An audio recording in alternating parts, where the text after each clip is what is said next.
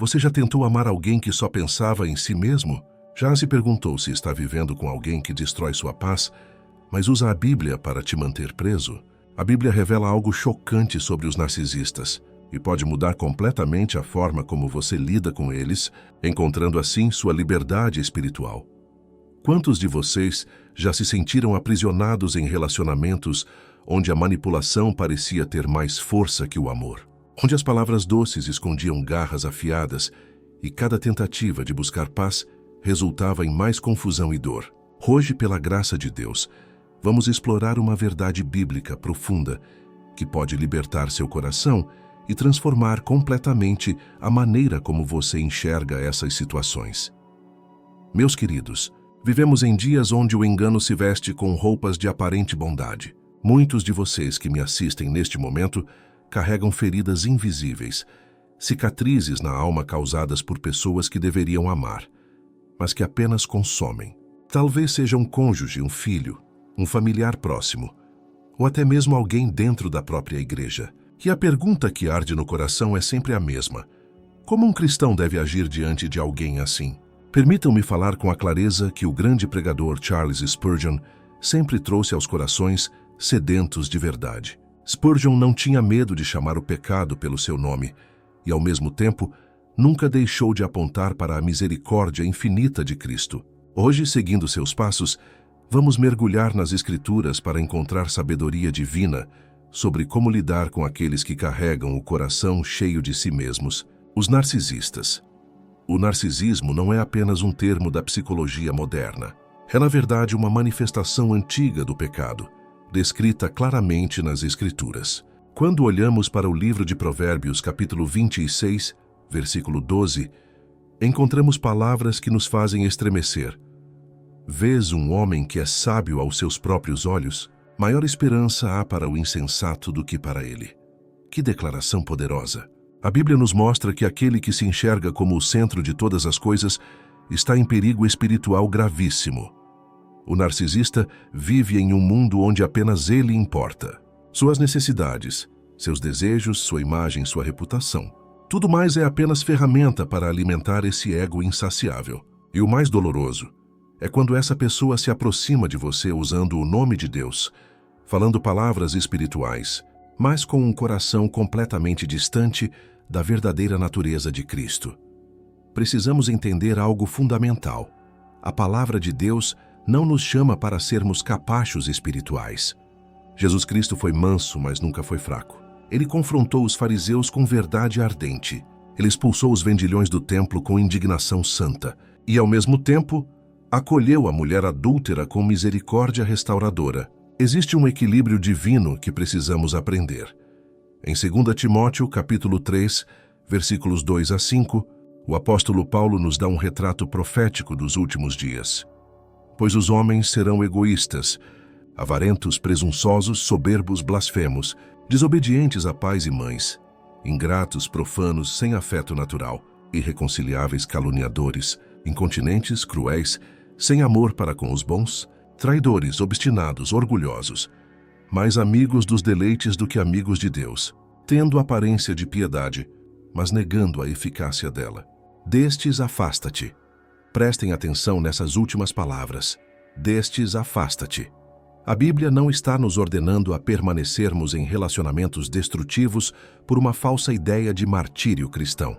Existe uma diferença entre carregar sua cruz e permitir que alguém crucifique sua alma repetidamente. O próprio Jesus se afastou de certas multidões. Ele sabia quando era tempo de se retirar. O narcisista possui características muito claras. Ele se enxerga como superior, exige admiração constante, não consegue sentir empatia genuína pelo sofrimento alheio, manipula situações para sempre sair como vítima ou como herói, e quando confrontado, explode em fúria ou se faz de profundamente ferido para inverter a culpa. Quantos de vocês já viveram isso? Quantos já tentaram conversar sobre um problema e terminaram pedindo desculpas por coisas que nem fizeram? A manipulação emocional é uma das armas mais cruéis do narcisista. Ele conhece seus pontos fracos, sabe exatamente quais cordas tocar para fazer você dançar conforme sua música, e muitas vezes usa a própria fé contra você. um cristão de verdade perdoaria. Você não está sendo amoroso. Jesus mandou dar a outra face. Essas frases se tornam chicotes espirituais para manter você preso. Mas deixe-me dizer algo com toda a autoridade das Escrituras. Perdoar não significa continuar se submetendo ao abuso. Amar não significa permitir que pisem em você. Dar a outra face não significa ficar parado enquanto alguém destrói sua vida, sua paz e sua família. Jesus nos chamou para sermos sábios como as serpentes e simples como as pombas. Existe sabedoria em estabelecer limites saudáveis. O Salmo 141, versículo 3, traz uma oração poderosa. Põe, ó Senhor, uma guarda à minha boca, guarda a porta dos meus lábios. Precisamos dessa guarda não apenas para o que sai de nossa boca, mas também para o que permitimos que entre em nossos ouvidos e em nosso coração. Nem toda palavra merece ser recebida, nem toda acusação merece ser considerada. Quando você está lidando com um narcisista, especialmente dentro de casa, a primeira coisa que precisa fazer é buscar sabedoria divina. Tiago, capítulo 1, versículo 5, nos promete: E se algum de vós tem falta de sabedoria, peça-a a Deus, que a todos dá liberalmente, e o não lança em rosto, e ser-lhe-á dada. Deus não está confuso sobre sua situação. Ele conhece cada detalhe, cada dor, cada noite de lágrimas escondidas. A sabedoria começa com o discernimento. Você precisa enxergar a situação com clareza, sem as lentes da negação ou da falsa esperança. O narcisista não vai mudar porque você orou mais, jejuou mais ou se tornou mais submisso. A mudança genuína só acontece quando há arrependimento verdadeiro. E o arrependimento só vem quando a pessoa reconhece que está errada. O narcisista raramente chega a esse ponto, porque em seu próprio mundo, ele nunca está errado. Isso não significa que você deve desistir de orar. Pelo contrário, a oração é sua arma mais poderosa. Mas ore com sabedoria. Ore pedindo proteção. Ore pedindo clareza mental. Ore pedindo forças para estabelecer limites saudáveis. Ore para que Deus quebre as estruturas de engano e traga luz onde há trevas. E ore também pela pessoa narcisista, porque ela está presa em uma prisão de ego que impede qualquer felicidade verdadeira. Meus amados, Deus se importa com você. Ele não está no céu indiferente à sua dor. Em Salmos 34, versículo 18, está escrito: Perto está o Senhor dos que têm o coração quebrantado, e salva os contritos de espírito. Se o seu coração está quebrantado hoje, por causa de um relacionamento narcisista, saiba que Deus está mais perto de você do que você imagina. Se você chegou até aqui e essas palavras tocaram seu coração, deixe seu like neste vídeo e se inscreva em nosso canal. Essa mensagem precisa alcançar mais pessoas que estão sofrendo em silêncio. E para você que deseja aprofundar ainda mais sua caminhada espiritual, adquira nosso e-book 21 dias para restaurar sua intimidade com Deus. O link está no primeiro comentário fixado. São 21 dias de reflexões poderosas que vão transformar sua relação com o Pai. Agora vamos avançar juntos nesta jornada de descoberta bíblica. Há muito mais que Deus quer revelar sobre como andar em sabedoria, mesmo em meio às tempestades relacionais. Precisamos falar sobre algo que muitos pastores evitam abordar com clareza: a diferença entre honrar as pessoas e permitir que elas nos destruam. A Bíblia nos ensina a honrar pai e mãe, a amar nosso cônjuge, a respeitar as autoridades. Mas em nenhum lugar das Escrituras somos chamados a nos tornarmos vítimas perpétuas de abuso emocional ou manipulação. Quando Jesus disse em Mateus capítulo 5, versículo 39, Mas eu vos digo que não resistais ao mal.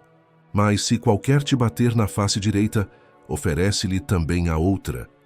Ele não estava criando uma doutrina de passividade diante da crueldade sistemática. O contexto dessa passagem fala sobre não retaliar, sobre não pagar mal com mal. Mas observe o que Jesus fez quando os guardas do templo o esbofetearam. Ele não ofereceu a outra face em silêncio. Ele questionou: Se falei mal, testifica do mal. E se bem, por que me feres? Jesus estabeleceu um limite verbal claro. A questão dos limites é fundamental quando lidamos com personalidades narcisistas.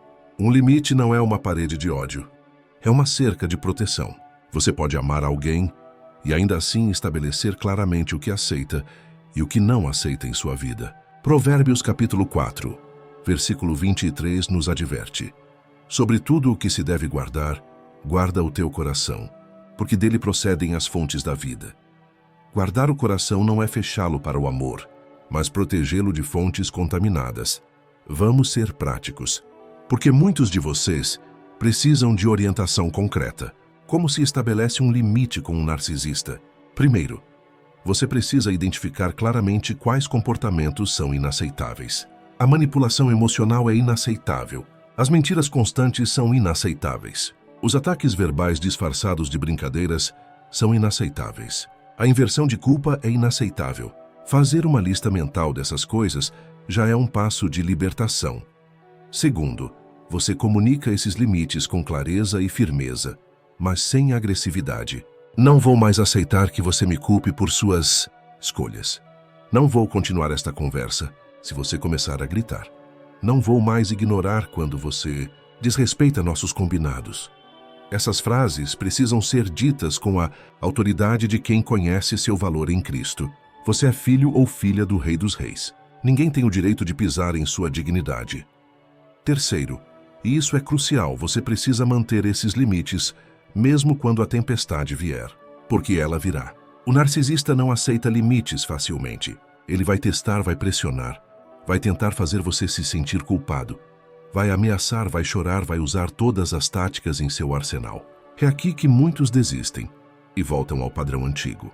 Mas Gálatas capítulo 6, versículo 9, nos encoraja: e não nos cansemos de fazer o bem, porque a seu tempo ceifaremos se não houvermos desfalecido. A Bíblia está repleta de exemplos de pessoas que tiveram que estabelecer limites saudáveis. Neemias, ao reconstruir os muros de Jerusalém, foi constantemente atacado e ridicularizado por Sambalate e Tobias. Eles tentaram intimidá-lo, distraí-lo, fazê-lo descer do muro para uma reunião que era, na verdade, uma emboscada. E qual foi a resposta de Neemias? Estou fazendo uma grande obra, de modo que não poderei descer. Ele manteve seu foco, estabeleceu seu limite e não permitiu que a manipulação dos inimigos o desviasse de seu propósito. Quando você estabelece limites com um narcisista, especialmente dentro da própria casa, prepare-se para ser chamado de egoísta, de mau cristão, de insensível. Prepare-se para ouvir que você mudou, que está diferente, que não é mais a pessoa de antes. E saiba que isso pode ser verdade no melhor sentido possível. Você não é mais a pessoa que aceitava ser maltratada. Você não é mais a pessoa que silenciava sua voz por medo. Você está se tornando quem Deus sempre quis que você fosse, alguém que conhece seu valor. Em Efésios capítulo 5, quando Paulo fala sobre o relacionamento entre marido e mulher, ele usa o modelo de Cristo e a igreja. Cristo ama a igreja e se entregou por ela. Mas Cristo também confronta, corrige, estabelece padrões santos. O amor verdadeiro não é permissivo com o pecado.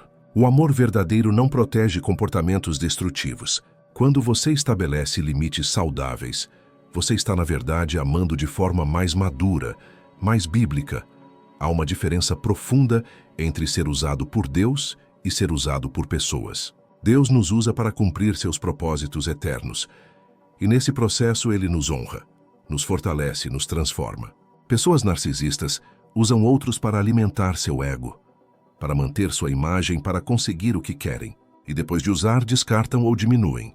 Você consegue ver a diferença? Muitos de vocês estão em relacionamentos onde se sentem constantemente exaustos, constantemente em dúvida sobre si mesmos, constantemente tentando ser bons o suficiente, mas nunca conseguindo. Deixe-me dizer algo libertador. O problema não está em você. Você pode ser imperfeito, pode ter suas falhas, mas se está genuinamente tentando amar e servir, e ainda assim é constantemente diminuído, o problema está na dinâmica do relacionamento. Jesus disse em João capítulo 10, versículo 10, o ladrão não vem senão a roubar, matar e destruir. Eu vim para que tenham vida, e a tenham com abundância. Relacionamentos que roubam sua paz, matam sua alegria e destroem sua autoestima, não vêm de Deus. Deus quer vida abundante para você. Isso não significa vida sem problemas, mas significa vida com propósito, dignidade e esperança. Agora preciso abordar algo delicado, mas necessário. Alguns de vocês estão se perguntando: devo permanecer em um casamento com uma pessoa narcisista? Essa é uma pergunta que apenas você, em oração e sob orientação pastoral sábia, pode responder. A Bíblia valoriza profundamente o casamento. Deus odeia o divórcio, como está escrito em Malaquias. Mas Deus também odeia a opressão, a crueldade e a violência doméstica, seja ela física ou emocional. Existem situações onde a separação não é falha espiritual, mas sabedoria divina. Quando há abuso físico, a resposta é clara: saia e busque segurança. Quando há abuso emocional sistemático, que está destruindo sua saúde mental, seus filhos, sua capacidade de funcionar, você precisa buscar ajuda profissional e considerar seriamente se aquele ambiente é sustentável. Deus não se agrada quando seus filhos são sistematicamente destruídos. 1 Coríntios capítulo 7, versículo 15, traz um princípio importante. Mas, se o descrente se apartar, aparte-se. Porque neste caso o irmão ou irmã não está sujeito à servidão. Mas Deus chamou-nos para a paz. Embora esse versículo fale de casamento entre crente e não crente, o princípio é profundo. Deus nos chamou para a paz. Se um relacionamento se tornou uma guerra constante, onde não há paz possível, Deus entende sua situação.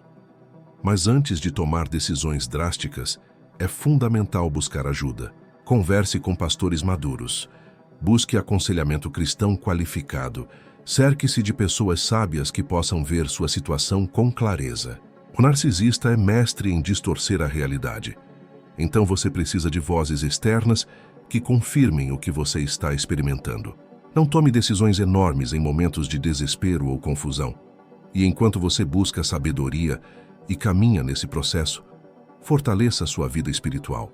O salmista declarou no Salmo 46, versículo 1: Deus é o nosso refúgio e fortaleza, socorro bem presente na angústia. Passe tempo na presença de Deus. Deixe que Ele cure as feridas que você nem sabia que tinha. Permita que a verdade da palavra restaure sua percepção de quem você é em Cristo. Você não é aquilo que o narcisista diz que você é. Você não é fraco, você não é incompetente, você não é o problema constante. Você é criação preciosa de Deus, comprado pelo sangue de Jesus, selado com o Espírito Santo. Sua identidade não está nas palavras de quem te diminui, está na palavra de quem te criou. E essa verdade precisa se tornar mais alta em seu coração do que qualquer voz de acusação ou manipulação. Há uma estratégia espiritual que o narcisista usa e que precisamos desmascarar. A distorção das Escrituras para controlar e manipular. Quantos de vocês já ouviram versículos sendo usados como armas? A mulher deve ser submissa.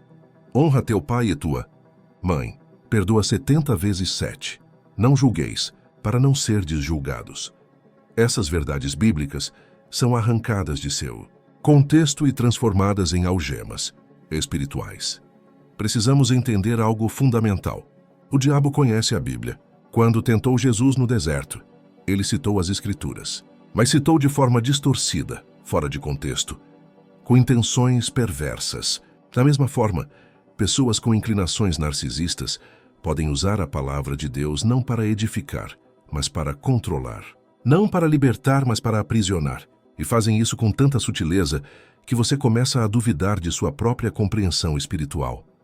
Vamos trazer luz sobre essas distorções. Quando alguém usa submissão como desculpa para exigir obediência cega e controle total, essa pessoa está pervertendo o ensino bíblico. A submissão bíblica é mútua, como Paulo deixa claro em Efésios capítulo 5, versículo 21, sujeitando-vos uns aos outros no temor de Deus. A submissão da esposa ao marido vem depois dessa instrução de submissão mútua, e o marido é chamado a amar sua esposa como Cristo amou a igreja, entregando-se por ela. Isso não é tirania, é liderança servil. Quando alguém usa honra teu pai e tua mãe para exigir que você aceite abuso, manipulação ou comportamentos destrutivos, essa pessoa está distorcendo o mandamento. Honrar não significa obedecer cegamente tudo o que os pais dizem, especialmente quando adulto. Honrar significa respeitar, cuidar quando necessário, falar com dignidade. Mas não significa permitir que pais tóxicos controlem sua vida, destruam seu casamento ou prejudiquem seus filhos. O perdão é talvez a doutrina mais mal compreendida e mal usada em situações de narcisismo. Você precisa perdoar. Se torna uma pressão constante para que a vítima volte a se expor ao abuso. Mas vamos entender o que a Bíblia realmente ensina sobre perdão. Em Lucas capítulo 17, versículos 3 e 4, Jesus diz: Se teu irmão pecar contra ti, repreende-o, e se ele se arrepender, perdoa-lhe. E se pecar contra ti 7 vezes no dia, e 7 vezes no dia vier ter contigo, dizendo: Arrependo-me, perdoa-lhe. Prestem atenção nessas palavras. Se ele se arrepender e dizendo: Arrependo-me. O perdão bíblico está conectado ao arrependimento. Isso não significa que você deve guardar amargura ou ódio em seu coração. Você pode liberar a pessoa nas mãos de Deus, pode escolher não mais carregar o peso da ofensa, mas reconciliação, restauração completa do relacionamento, confiança renovada. Essas coisas requerem arrependimento genuíno da outra parte. O narcisista raramente se arrepende de verdade. Ele pode pedir desculpas quando está em uma situação apertada, quando percebe que você pode realmente partir, quando precisa recuperar o controle. Mas esse pedido de desculpas é estratégico, não genuíno. Ele vem acompanhado de justificativas. Desculpa, mas você me deixou irritado. Desculpa, mas se você não tivesse feito aquilo. Essa não é uma desculpa real. É manipulação disfarçada. O verdadeiro arrependimento envolve reconhecer especificamente o que foi feito de errado, sem justificativas. Envolve demonstrar através de ações, não apenas palavras, que houve mudança real. Envolve dar tempo e espaço para que a confiança seja reconstruída. Envolve aceitar as consequências do próprio comportamento. Quantos narcisistas vocês conhecem que fazem isso? Muito poucos, porque o arrependimento genuíno requer humildade. E a humildade é exatamente o que falta no coração narcisista. Então, como você perdoa alguém que não se arrepende? Você entrega essa pessoa a Deus. Você deixa de ser o juiz. Você libera a necessidade de vingança ou de ver a pessoa pagando pelo que fez. Mas isso não significa que você precisa continuar se relacionando da mesma forma. Você pode perdoar à distância. Você pode perdoar e ainda assim manter limites rígidos de proteção. Romanos capítulo 12, versículo 18 nos ensina: Se for possível, quanto estiver em vós, tende paz com todos os homens. Note a sabedoria dessas palavras. Se for possível. Paulo reconhece que há situações onde a paz não é possível.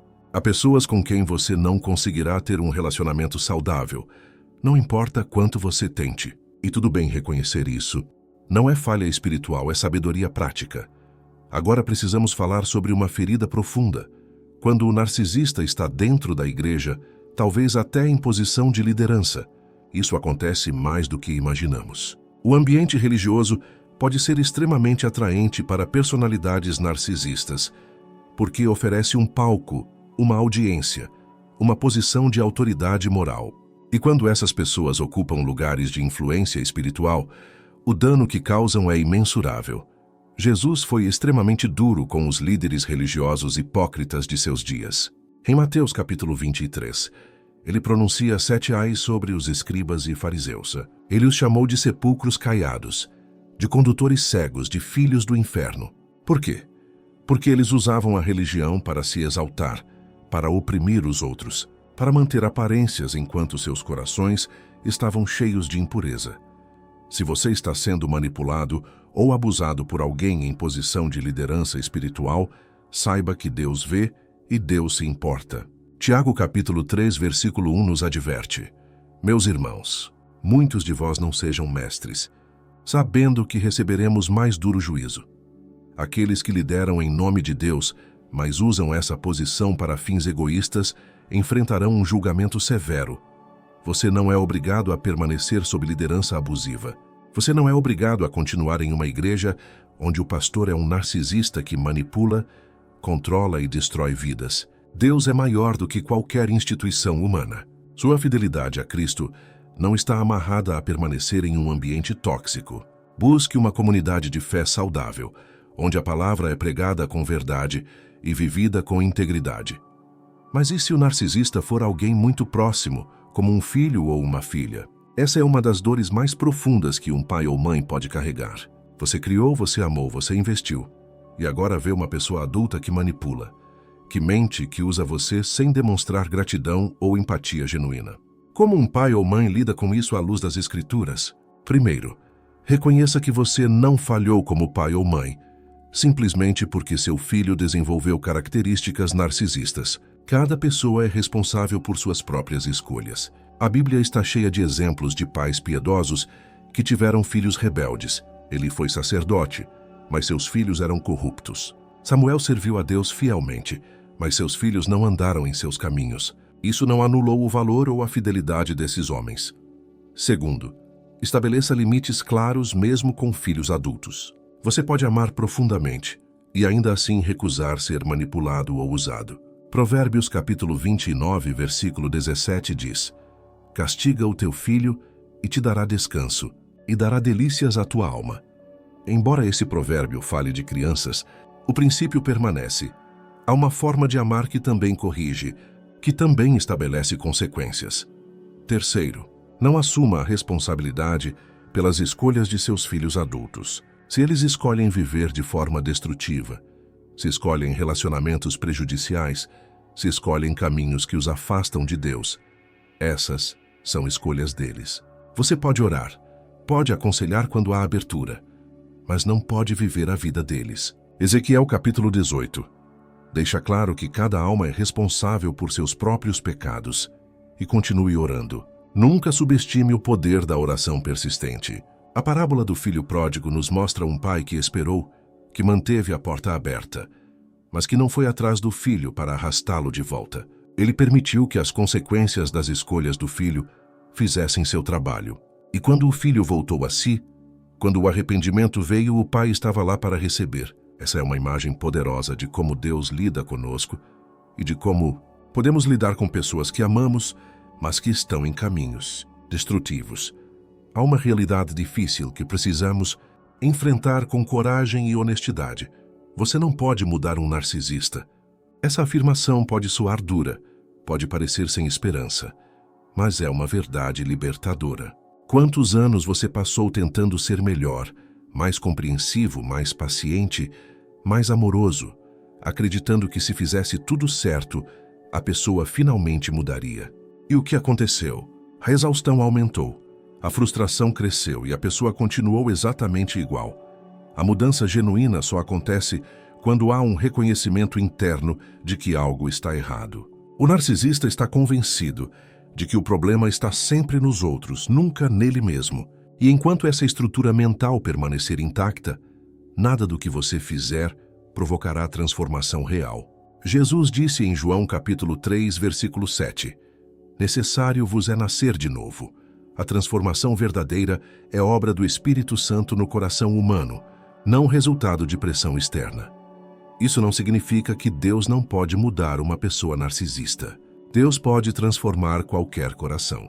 Ele transformou Saulo, um perseguidor violento da igreja, no apóstolo Paulo. Ele mudou Jacó, um enganador, manipulador em Israel, príncipe com Deus.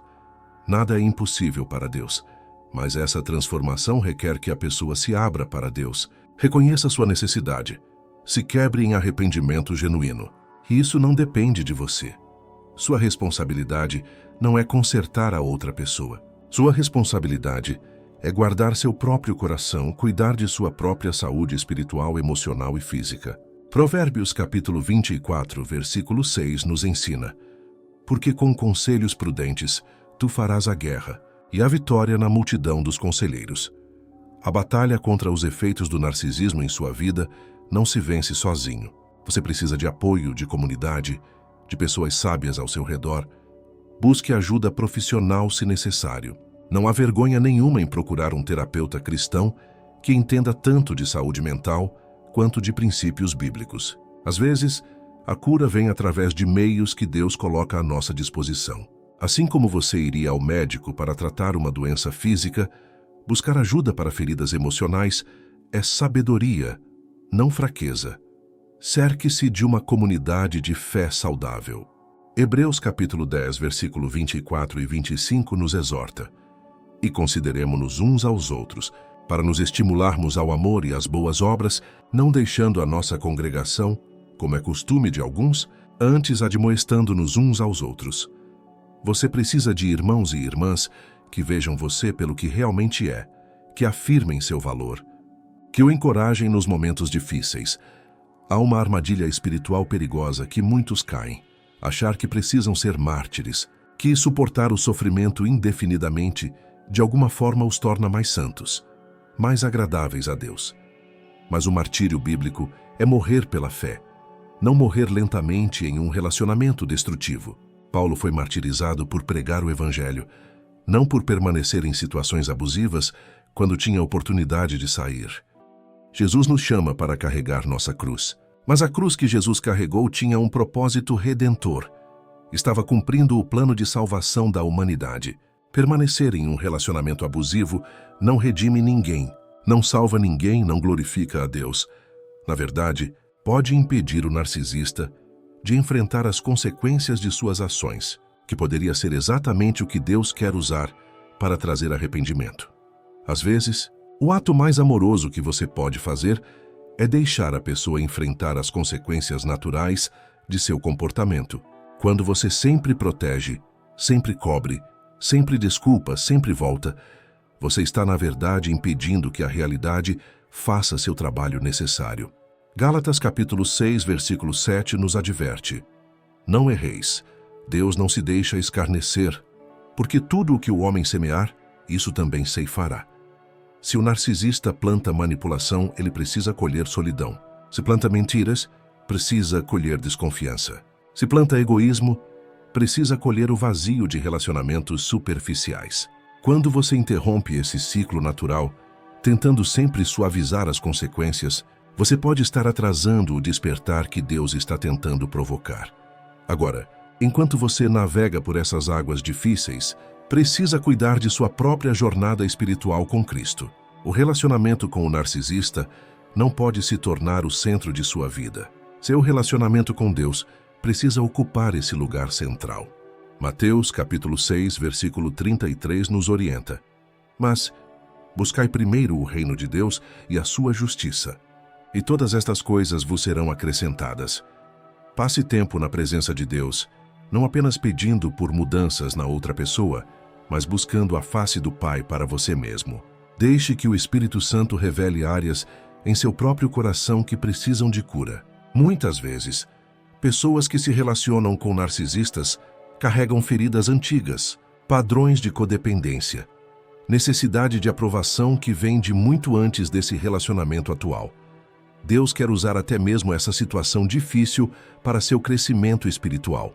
Romanos capítulo 8, versículo 28 nos promete: E sabemos que todas as coisas contribuem juntamente para o bem daqueles que amam a Deus, daqueles que são chamados segundo o seu propósito. Isso não significa que tudo o que acontece é bom, mas que Deus pode tirar bem até das situações mais dolorosas. Você está aprendendo sobre limites saudáveis, está desenvolvendo discernimento, está fortalecendo sua identidade em Cristo, independente da opinião dos outros. Está descobrindo uma força que não sabia que tinha. Está aprendendo a ouvir a voz de Deus acima das vozes de acusação e manipulação. Tudo isso tem valor eterno, mesmo que o processo seja extremamente doloroso. E há algo mais que precisa ser dito com toda clareza: você não é responsável pela felicidade de ninguém, além de si mesmo e, se tiver, de seus filhos menores. O narcisista vai tentar fazer você se sentir culpado por não atender todas as suas demandas, por não mais dançar conforme sua música. Mas a felicidade dele não é sua responsabilidade. Cada pessoa precisa encontrar sua própria paz com Deus. Filipenses capítulo 2, versículo 12 nos instrui: De sorte que, meus amados, assim como sempre obedecestes, não só na minha presença, mas muito mais agora na minha ausência, assim também operai a vossa salvação com temor e tremor. Cada um opera sua própria salvação, sua própria jornada espiritual. Você não pode carregar o peso da jornada de outra pessoa nas costas. A liberdade genuína em entender isso. A pressão constante de tentar manter o narcisista feliz, de evitar suas explosões, de gerenciar suas emoções, tudo isso pode finalmente ser colocado aos pés de Jesus. 1 Pedro capítulo 5, versículo 7 nos convida: lançando sobre ele toda a vossa ansiedade, porque ele tem cuidado de vós. Deus se importa com você. Ele vê cada lágrima, conhece cada dor, entende cada luta silenciosa. E enquanto você caminha nesse processo de estabelecer limites, de possivelmente se afastar, de reconstruir sua vida, lembre-se de que o plano de Deus para você é bom. Jeremias capítulo 29, versículo 11 declara: porque eu bem sei os pensamentos que tenho a vosso respeito, diz o Senhor, pensamentos de paz e não de mal, para vos dar o fim que esperais. Deus tem um futuro preparado para você que vai além da dor presente. Não desista de sua própria vida por causa do comportamento de outra pessoa. Não coloque seus sonhos, seus dons, seu chamado em segundo plano indefinidamente. Você tem propósito divino. Você tem valor inestimável. E Deus quer que você viva em plenitude, não em prisão emocional. João capítulo 10, versículo 10. Permanece como promessa viva. Jesus veio para que tenhamos vida, e vida em abundância.